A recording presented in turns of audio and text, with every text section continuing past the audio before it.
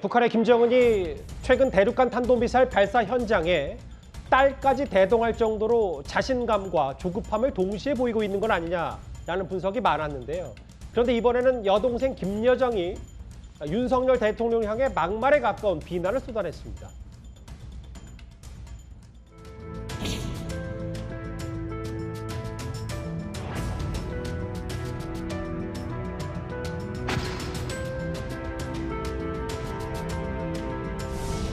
통일부는 금일 김여정 부부장이 우리 국가 원수에 대해 저급한 막말로 비난하고 초보적인 예의도 갖추지 못한 것에 대해 매우 개탄스럽게 생각합니다.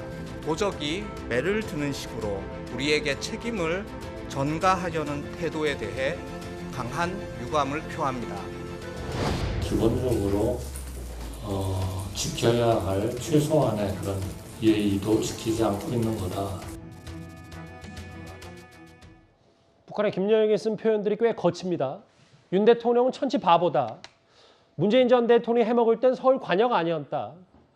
이렇게까지 뭔가 수위 높은 거친 말을 쏟아냈는데요. 기억하시겠지만 김여정의 거친 말은 이번이 처음이 아닙니다. 그 화면도 잠시 한번 준비를 했습니다. 태생적인 바보라고 해야 할지 아니면 늘 좌고우면하면서 살다나니 판별 능력마저 완전히 상실한 떼떼가 되어버린 것은 아닌지 어쨌든 다시 보게 된다. 정녕 대통령으로 당선시킬 인물이 저 유나무게밖에 없었는가. 북침전쟁 연습을 강행하는 파렴치한 우리는 윤석열 그 인간 자체가 싫다.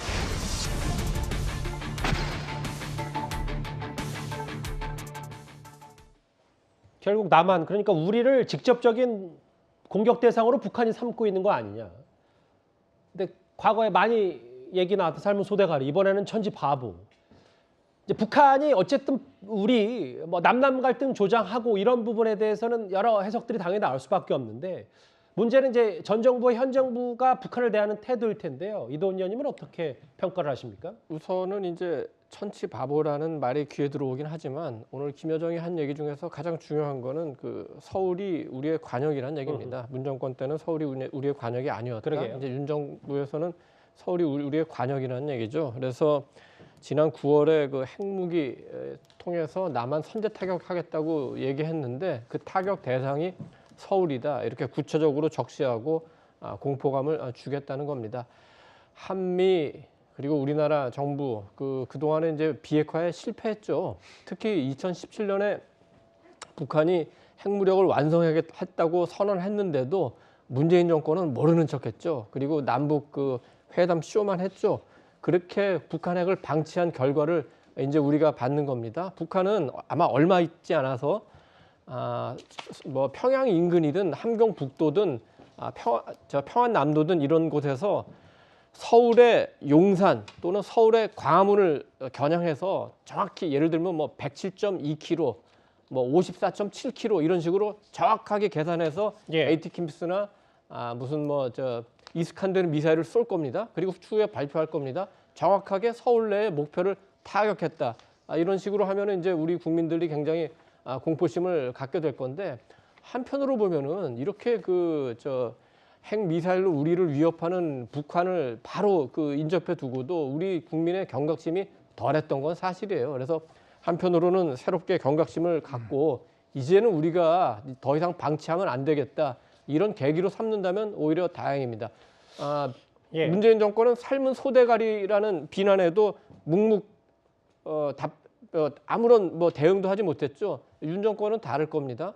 확실하게 대응하고 지금 핵에는 핵, 심지어는 북한의 김정은조차 그렇게 얼마 전에 얘기했죠. 이제는 우리가 북한 핵을 우리의 핵 억지력으로 대응할 수밖에 없다. 그래서 미국과의 확장 억제를 강화하는 건 물론이고 전술핵 재배치, 핵 공유, 독자 핵 개발까지 우리가 핵 억지력을 갖는 단계를 이제는 아마 윤 정권에서는 시작하고 국제적으로도 그런 명분을 이런 북한의 도발로 인해서 우리가 찾아갈 것으로 기대합니다. 이도원 의원님 말씀 좀 더 덧붙이자면 뭐 표현은 문재인 정부가 당시 저 김여정의 거친 말에 대해서 아무런 대응도 하지 않았다고 했는데 뭐 그거 표현보다는 원론적인 입장만 냈다 이렇게 제가 한번 다시 순화하고 말씀을 더 추가로 드리겠습니다.